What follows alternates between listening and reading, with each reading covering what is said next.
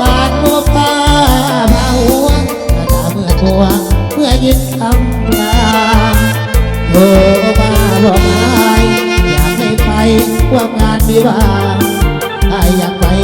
อยู่ในน้องลาแต่อยากน้ำตาในทางดอกแดนสวรรค์เจ้าเอ๋ยจงไว้พอใจให้เขากับคุณงามไม่ขออย่าได้เพราะความเศร้ามองคนจนบุญน้อยจำต้องถอยทางเดินทอง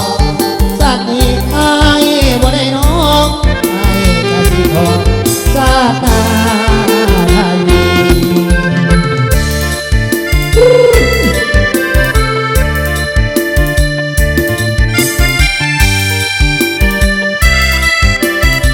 พิเศษจะบอกให้ทั้งพี่ทั้งน้องเด้อน้องโทรมาบอกมาลาว่า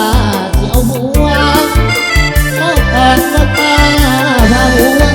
ตาเมื่อมัวเมื่อยินคำลาโทรมาบอกอายอยากให้ไปพวกงานวิวาอายอยากไป